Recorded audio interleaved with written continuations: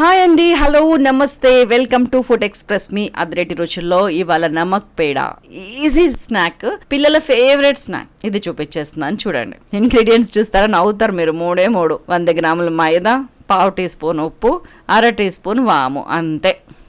ఇది వేసి పెడితే మీ పిల్లలు ఎగురుకుంటూ వచ్చి తింటారు స్కూల్ నుంచి రాగానే. జస్ట్ మైదా పిండిలో కొద్దిగా నీళ్ళు పోసుకొని ఈ ఉప్పు వాము కూడా వేసేసి ముద్దలాగా మనం చపాతి పిండి కలుపుతాం చూసారా, అట్లా కలపాలండి. దాన్ని మంచిగా చేతి కొంచెం తడి కావాలంటే మీరు ఆయిల్ కూడా తడి చేసుకోండి. దానికి పిండిలో కొద్దిగా ఒక 1 టేబుల్ స్పూన్ ఆయిల్ కలపండి, బాగుంటుంది.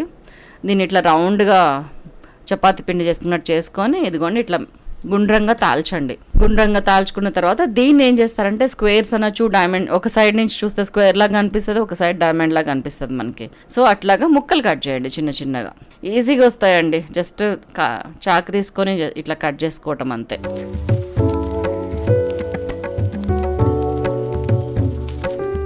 ఇట్లా ముక్కలుగా కట్ చేసిన తర్వాత ప్లేట్లో కొంచెం మైదా చల్లి దాంట్లోకి ఈ ముక్కలన్నింటినీ దొర్లించండి.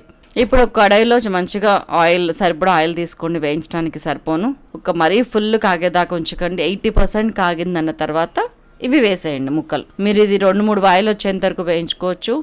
ఇంకా తక్కువ చేయదలుచుకుంటే తక్కువ ఆయిల్ కూడా తీసుకోవచ్చు. ఇది మైదా కాబట్టి మనకి గోల్డెన్ బ్రౌన్ కలర్ రావాల్సిన అవసరం కూడా లేదండి. జస్ట్ లైట్గా మంచిగా ఇదిగోండి ఈ షేడ్ ఇది వచ్చేదాకా తీసి పక్కకు పెట్టుకోవటం. ఒక టిష్యూ పేపర్ మీద వేసారంటే మీకు ఆ పట్టుకున్న ఆయిల్ కూడా లాగేస్తుంది. ఇది మాత్రం పిల్లల ఫేవరెట్ అండి. మనం బయట కొనాల్సిన అవసరమే లేదు. ఈజీగా 5 నిమిషాల్లో చేయొచ్చు. మనం ఆయిల్ కాగే లోపల ఈ పిండి కలపటము, కట్ చేయటం అన్నీ అయిపోతుంది. అంటే ఆలోచించండి ఎంత ఈజీనో. అంత హెల్దీ కూడానండి. పద్దాక బయట కొన్నదానికని ఇలా చేయండి, చాలా టేస్టీగా ఉంటుంది. అండ్ మీ పిల్లలు వాహ్ మమ్మీ అనకుండా ఉండరు. అప్పుడు మీరు చెప్పండి వాహ్ ఫుడ్ ఎక్స్ప్రెస్ అదిరేటి రుచులు అని చెప్పండి. ఓకేనా? మరొక అద్భుతమైన రెసిపీతో మిమ్మల్ని మళ్ళీ కలుస్తాను. బాయ్.